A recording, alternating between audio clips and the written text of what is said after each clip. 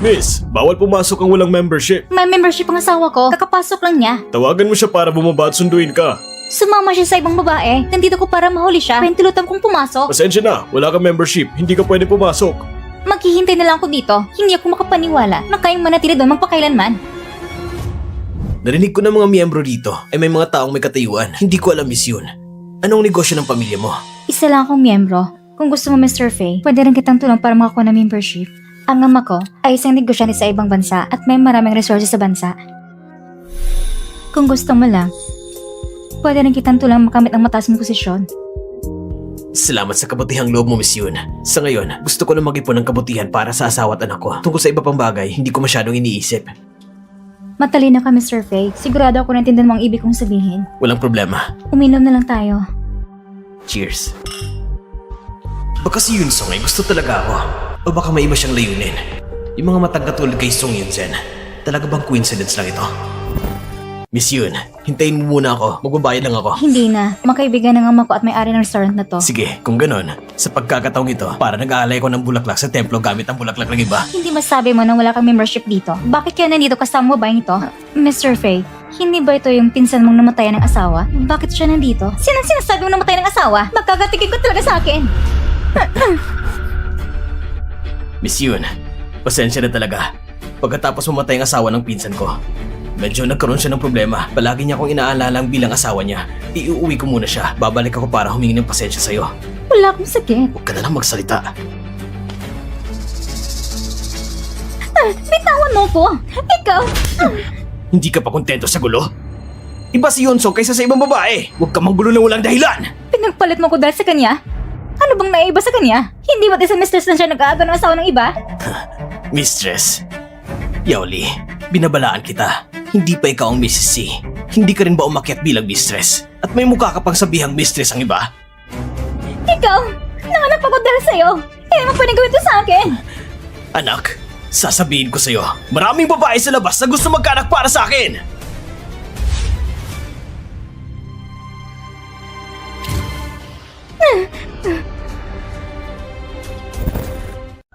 Ang mga ito, nakikipagkompetisyon sa akin para sa lalaki. Nagbigay ko ng sobra-sobra. Ang misis eh, ako lang dapat.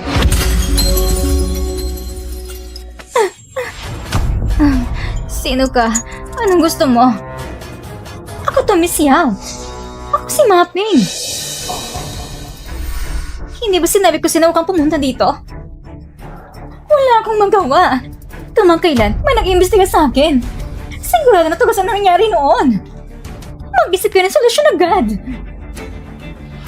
Naintindihan ko. Umuwi ka na muna. Pagkatapos, pag-usapin ko si Baifei para kitang ma-update. Umuwi ka na.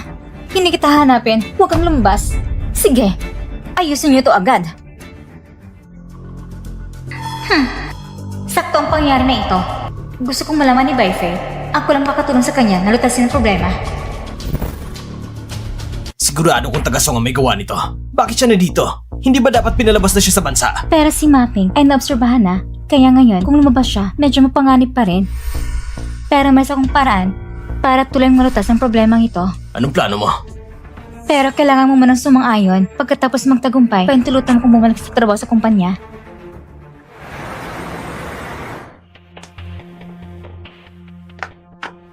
Hindi ba nabigyan kita ng pera? Bakit nakatira ka pa rito sa ganitong lugar? Ibinigay ko ng pera sa anak ko. Ganitong malit na lugar, hindi madaling matuklasan.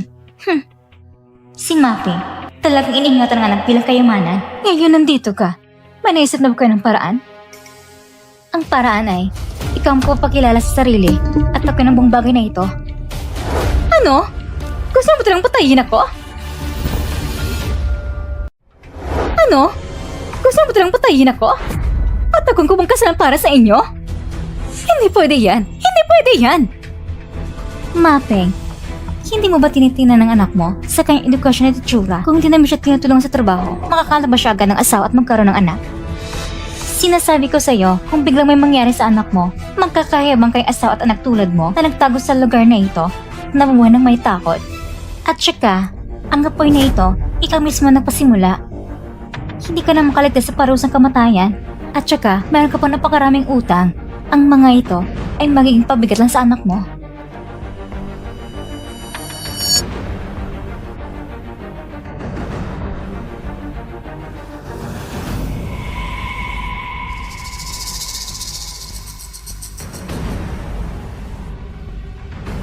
Sige, gagawin ko at ayon sa sinasabi ninyo. Pero, bago mo pakilala sa sarili, kailangan mo ipadala niyo sa anak ko ang isang mahalaga ng pera. At pagkatapos noon, ay agad yung padalang pamilya ng anak ko sa ibang bansa. Walang problema. Si Yunhoy nitong mga nakaraang taon ay palagi nagtatanong tungkol sa sunog noon. Sinabi niya sa akin, may nakita siyang isang babaeng nasa gitna ng edad. Itong larawan mula sa CCTV. Tingnan mo, kilala mo ba siya? Si Mapping, ang taong ito, si Befe ng panahong iyon, ay pinili siya sa aming barangay bilang yaya. Ngunit, natandaan ko noon na siya tinanggal na sa trabaho. Mag-isip ka na mabuti. Bakit nga ba siya natanggal? Mapping, kaya ko ba talaga mag-alaga ng bata? Hindi mo alam kung gaano kaya magpag-aalaga ng bata. Kagabayan ko lang na ilang minuto. Ngayon umiyak ang bata. Ano na naman? Ha? Kanino ba itong bata? Hindi ito lumaki. Ako nag-alaga ng bata. Mas may karanasan ako kasi sa'yo.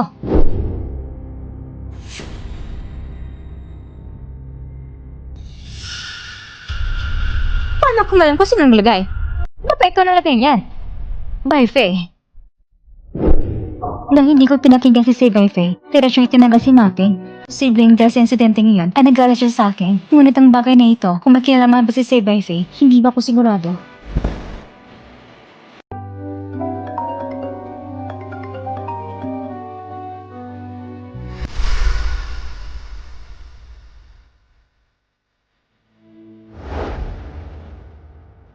Ano nangyari? Si ate ba yon?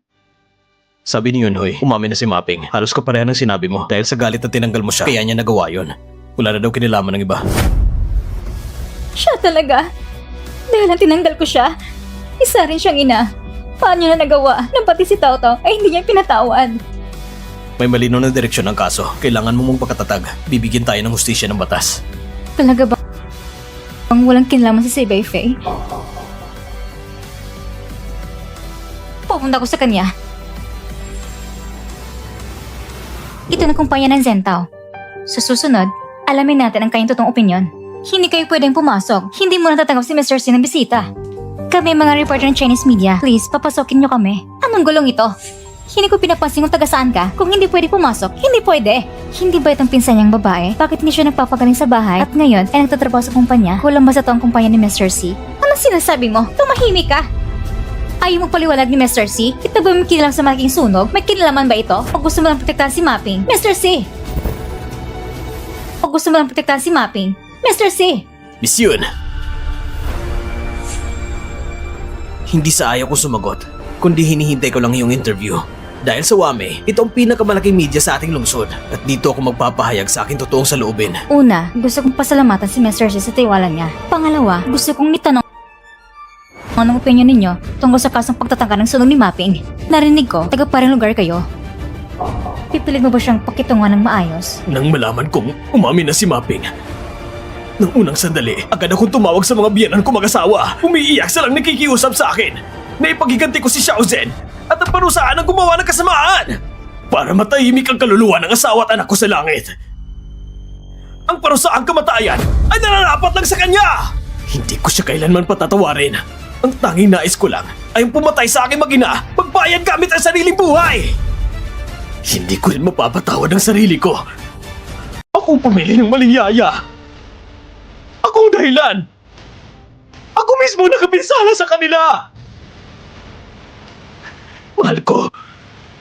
Anak. Nahanap na ang siya na rin.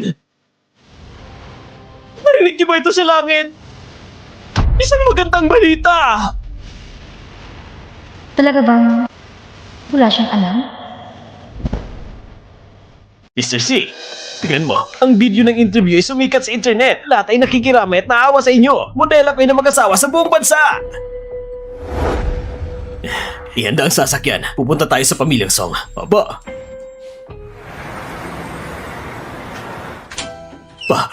Pa. Anong ginagawa mo? Hindi ka na bumibisita. Ngayon, pagdating mo ay naiinis na kami. Ma, aaminin ko pagkakamali ko. Dati natatakot ako masaktan kayo, kaya hindi ko kayo ginulo. Hindi ko akalain na si Mapping pala ang salarin. Ako ang nagdala ng panganib sa loob ng bahay. Patayin niyo na lang ako! Iho, bumangon ka na.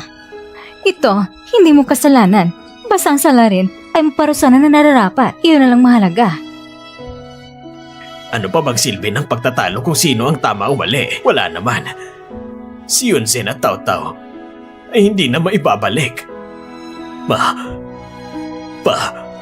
Mula ngayon, mas susuportahan ko na kayo na mabuti.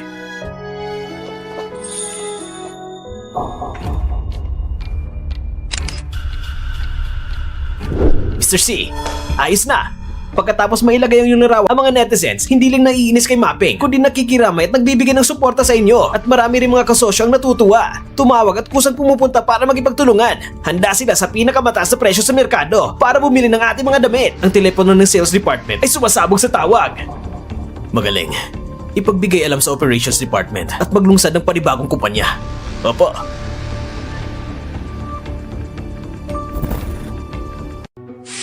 Kuya, Yunsong, bakit ka nandito? Umupo ka muna. kuya, napag-isipan ko na may kakaiba sa pangyayaring ito. Nagtago si Mapping ng 1 taon. Bakit ngayon pala siya lumabas para umamin?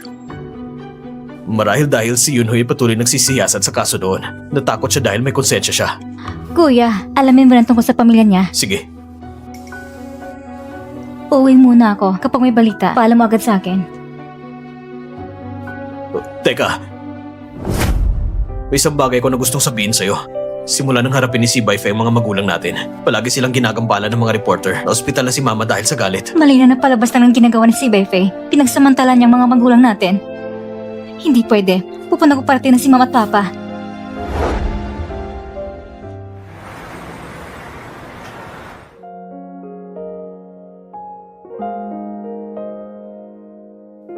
Mag-ingat ka! Salamat. Yunzen? Ikaw ba si Yunzen? Dumating ka para makita si Mama. Yunzen, huwag kang umalis. Ayaw mo na makita ka ni Mama. Tita, nagkakamali ka. Hindi ako yung anak. Nagkamali ako. Ayos lang. Magpahinga ka muna. Kapatid, ikaw ba yan? Kamukha lang niya si Yunzen. Nagkamali rin ako kanina. Pasensya na. Alis muna ako. Sandali. Sandali. Nakita ba ako ng ate ko? Ano po? Sa'yo ba to? Reporter ka rin pala na nag-i-interview. Bibigyan ko kayo ng babala. Huwag niyo na istrobe ng pamilya ko o papahabayan ko ang inyong pananagutan sa batas. Pasensya na. Hindi na ako babalik. Alagaan mo na lang si tita. Sandali! Sabi ng mama ko, ikaw ang tumulang sa kanya. Pasensya na. Nagkamali ako sa'yo. Pwede ba tayo magpalitan ng number? Sobrang gusto ka ng mama ko. Kung maaari sa susunod, pwede ka ba pumunta paminsan-minsan para makita siya? Sige.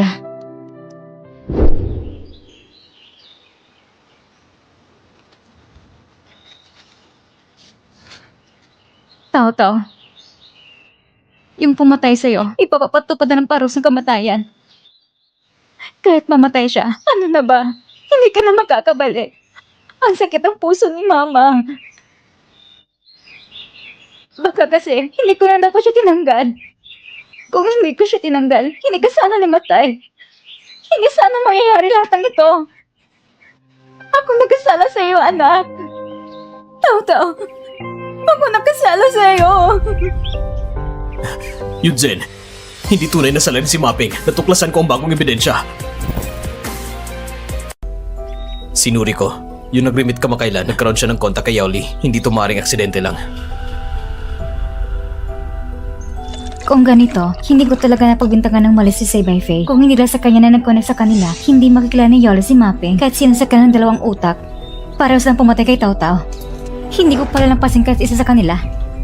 Pero wala tayong direktang ebidensya para mapatunayan na may kinalaman sila sa sunog para sa mga pulis. Ayos lang. Basta magpatuloy akong lumapit sa kanya, mahalap ko ng kanyang kahinaan. Yunzen, maaari kitang tulungan. Kuya, sobra ng tulong mo sa akin. Makasari at tuso si Beifei. Ayaw kong madamay ka pa. Dahil ako ang kuya mo. Itong nararapat kong gawin. Pero tayo, walang dugo ang nag-uugnay sa atin. Hindi ko pwedeng laging umaasa sa'yo. Yun, Zen. Sa totoo lang, Kuya Yan, Sinong pumayag na pumasok ka? Mr. Kin, si Miss Lin ang nagdala ng pagkain. Hindi ko siya mapigilan. Kuya Yan, binigyan kita ng pagkain na bakit lagi mo kong hindi pinapansin? bakit nandito ka na naman? Aalis muna ako. Ano bang relasyon mo kay Kuya Yan? Lumayo ka. Umuwi ka muna. Ipapaliwanag ko sa'yo mamaya.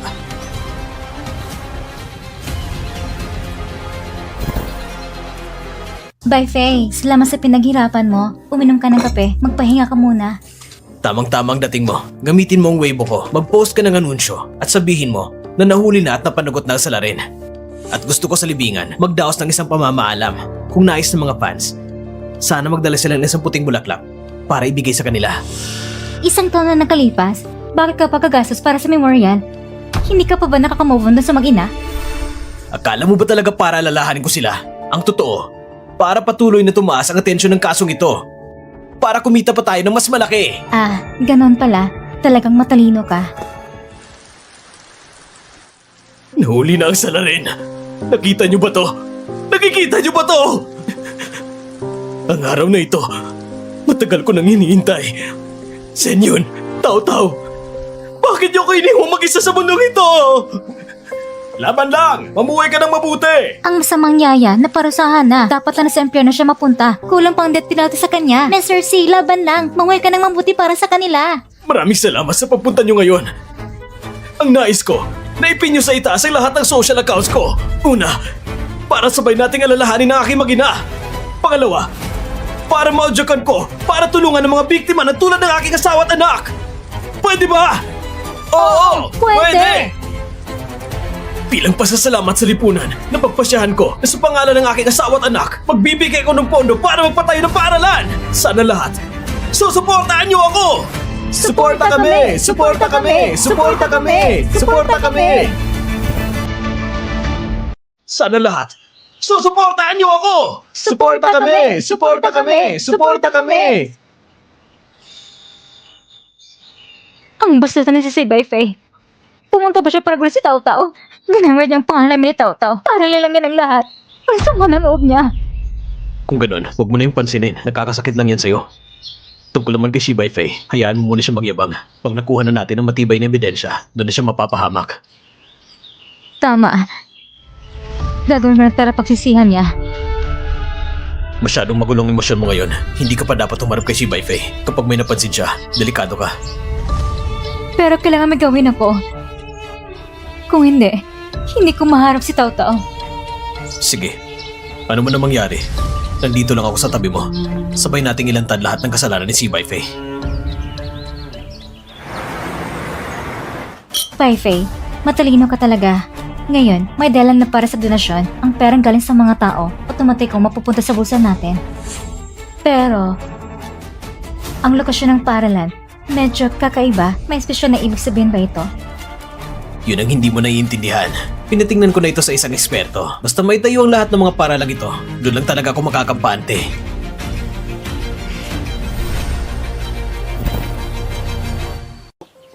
Tao-Tao, nandito si Mama para makita ka. Huwag kang mag-alala.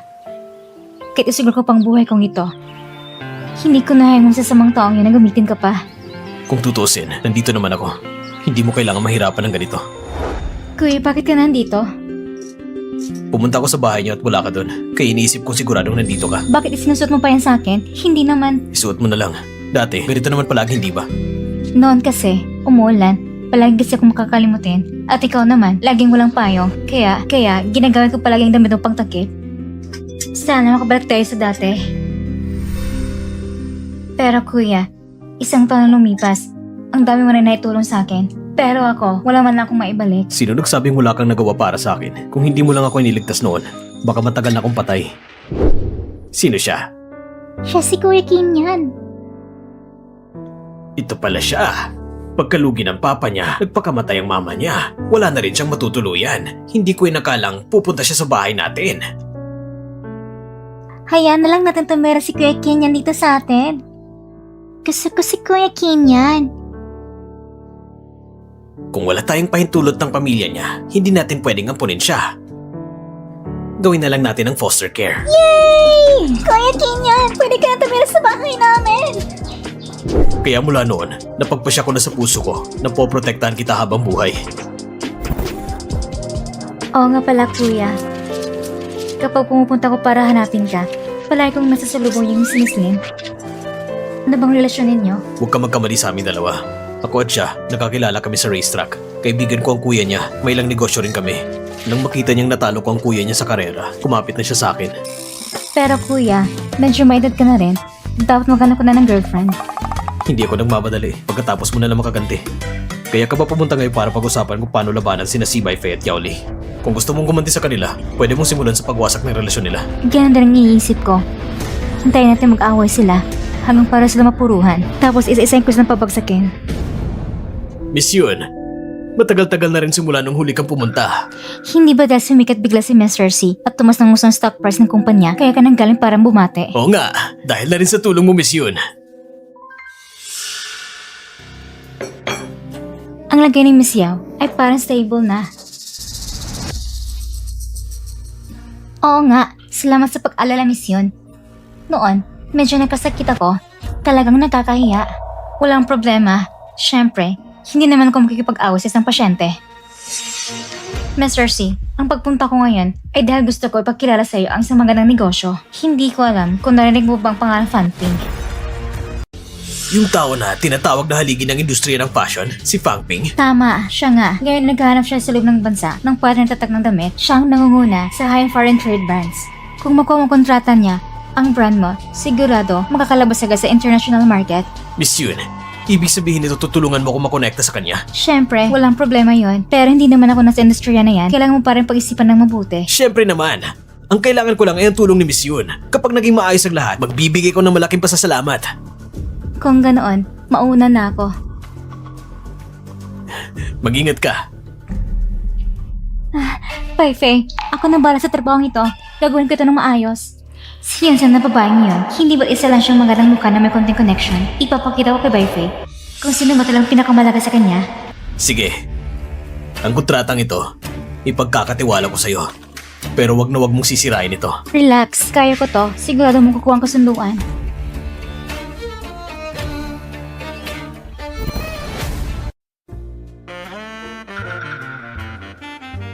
Miss Yao, ikinalulugod kita makilala. Hindi ko akalain na ganito ka pala kaganda. Mr. Fang, huwag mo na akong bulahin. Marami na akong nakilalang magaganda. Pero kagaya ni Miss Yao, matamis magsalita at napakaganda ng katawan. Isang tunay na diyosa. Bihira lang yan. Mr. Fang. Sandali, sasagutin ko lang ang tawag. Kumusta ng usapan? Malapit na. Tatawagin kita mamaya.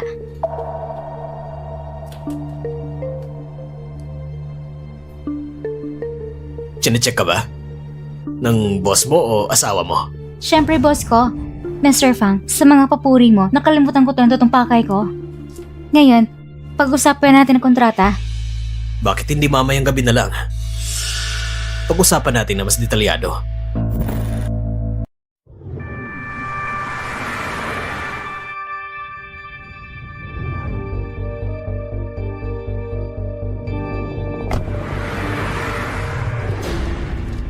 Kahit hindi ko makong kontrata, basta makuha ko si Fan Peng. Ano pang halaga ni Sibay, Faye?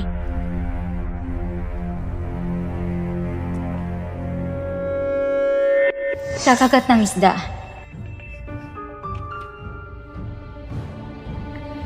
Umakit kapag kalipas ng 10 minuto.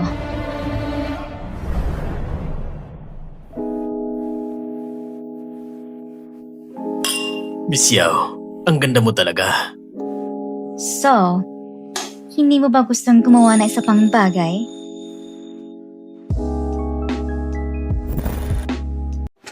Fan Peng, lumabas ka dyan! Sino ka bang babae ka at tinawakan mong lalaki ko? Ako ay Ay naku mahal, siya ay nandito lang para makipag-usap tungkol sa negosyo. nag-uusap ng negosyo? Sino ba nag-uusap ng negosyo na umabot sa kama? Kung magkipag-partner ka sa kumpanyang ganyan, makikipaghiwalay ako sa'yo! Bye, Faye. Kailangan mo ko ipagtanggol. Binugbog nilang mukha ko. Halos masira na. Ang kapal ng mukha mo. Pinapunta kita para makipag-usap sa kontrata. Hindi para akitin ang asawa ng iba! Dahil sa'yo, nabasura ng kontrata. May lakas ka pang umiyak? Ako, hindi ko rin alam na may asawa siya. Hindi mo ba alam na may asawa siya? Eh alam mo ba na may lalaki ka pa? Ano? Akala mo ba patay na ako? Ha? Master Fee, kalmay mo man ang sarili mo. Kahit ano pa, hindi ka dapat manakit ang babae. Hindi ko naman siya sinaktan. Siya ang nagdadrama na parang sinaktan ko siya ng sobra. Kasalanan ko rin, hindi ko nasabi ng maaga na kasana si Fan Feng. Hindi ko lang akalain na si Presidency gagamit ng ganap para sa negosyo. Paano naman ako gagamit ng ganyang paraan? Kasalanan to ng pinsan ko. Siya yung pa siya ng sarili niya. Sa tingin ko, hindi pa talaga siya gumagaling. Miss Yun, anong tingin mo sa bagay nito? Maayos pa ba? Huwag kang mag-alala, nakausap ko na mag-asawang Fan Feng. Sabi nila, pwede pang firma ulit ang kontrata. Pero, umaasa sila na tatanggalin mo si Miss Yao. Miss Yun, walang problema yan. Ay, Fei, kakapasok ko lang sa kumpanya. Tumahimik ka! Security! Itapon nyo ang babaeng ito palabas! Ay, Fei, bigyan mo pa ko na sa pagkakataon. Ay, Fei, bitawan niyo ako! Salamat President Fang sa oportunidad na ito. Salamat din Miss Fang sa hindi pagtanaw ng sama ng loob. Salamat Miss Yun sa pag-ayos ng lahat. Tara, inom na tayo. Masayang pagtutulungan. Masayang pagtutulungan. Masayang pagtutulungan. Cheers! Cheers! Mr. Feng, ngayong pagkakataon na to, talagang natutuwa ako. Ako'y uuna muna. Sa susunod, magpakalasing tayo ha! Walang problema. Sa susunod, ako nang bahala. Ayos! Sige, sige, sige, sige!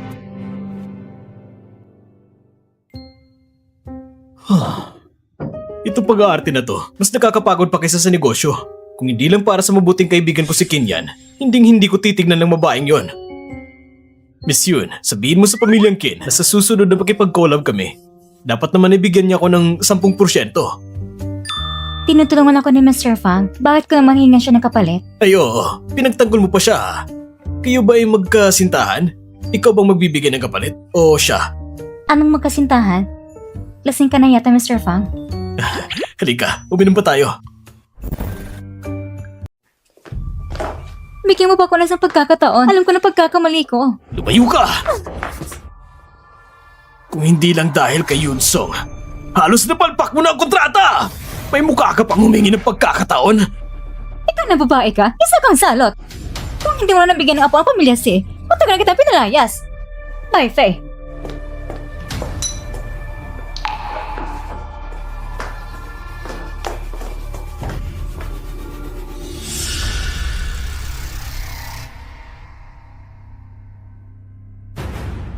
Lahat kasalanan ni Yonsong. Siguradong siya yon. Sinadya niya kong siraan.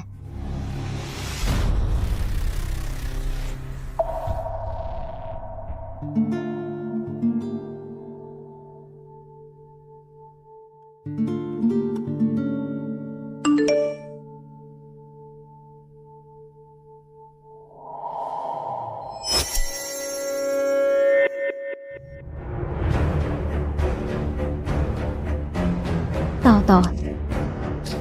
Si Mama, ipaghihiganti ka.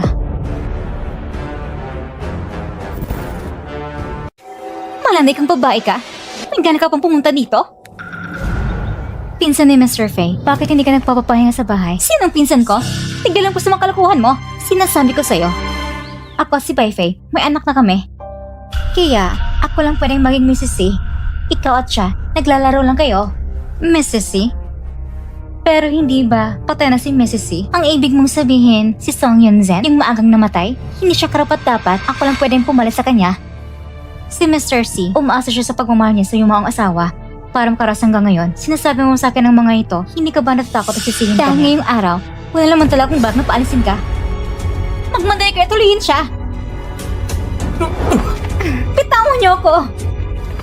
Hoy! Hulihin niyo silang lahat! Bakit may kasama kang tao? Paano mo nalaman? Kuya? Saan ka ba pupunta? Si Say Bai Fei, niyayan ako sa park sa labas ng bayan. Imposible. Sinusundan siya ng mga tao ko. Mula kagabi pag uwi niya, hindi pa siya lumalabas. Pero si Yaoli, yung babaeng yun, siguradong may pagkana siya rito. Kung ganon, gamitin natin ang plano nila. Ngayon, sasarayan talaga kita. Pulisin niyo siya! Bitawan niyo ako! Kuya, ang dami mong dugo. Pumunta tayo sa ospital. Ayos lang to. Unahin muna natin si Yaoli. Kayo, dalhin siya sa pamilya si, ihagis siya sa pintuan. Malas na babae, anong ginagawa mo pa rito?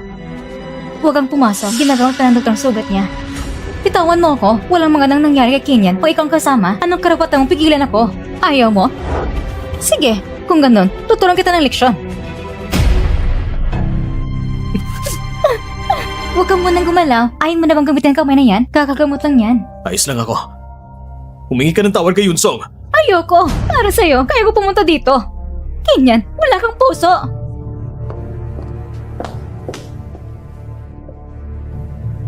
Ayos lang ako. Hindi ka ba sinaktan? Pag-uwi ko, agad kong kakansilan ng pagkikipag-cooperate sa kuya niya. Ano bang nangyari sa'yo? Isa lang siyang batang babae. Ano bang magagawa niya sa akin? Ikaw, alaga mo sarili mo ng mabuti.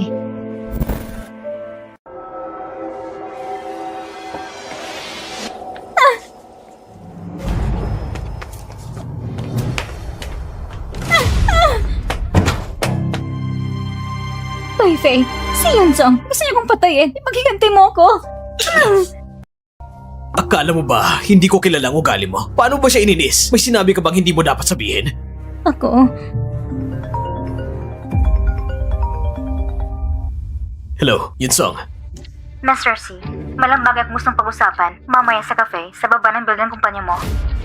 Sige. Pagbalik ko, aasikasuhin pa kita. Pag nalaman ko may sinabi kang hindi dapat, habang buhay mong hindi maapakan ang pintuang to.